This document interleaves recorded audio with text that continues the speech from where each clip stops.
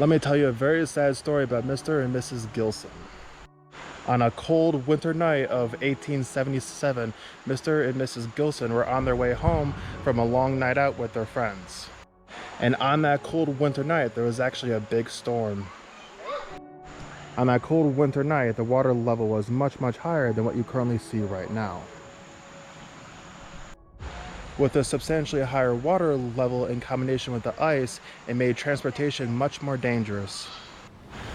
On their way home, their Ford spun out, and as a result of that, Mrs. Gilson was tossed out into the river.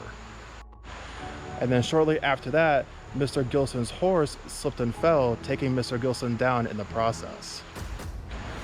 Now, luckily, Mrs. Gilson survived this tragedy. She was rescued and pulled out of the stream, but unfortunately, Mr. Gilson did not survive this tragedy. In fact, Mr. Gilson's body was discovered about 4 days after the tragedy. Many people believe that the tragedy of Mr. and Mrs. Gilson is the reason why they decided to build this covered bridge.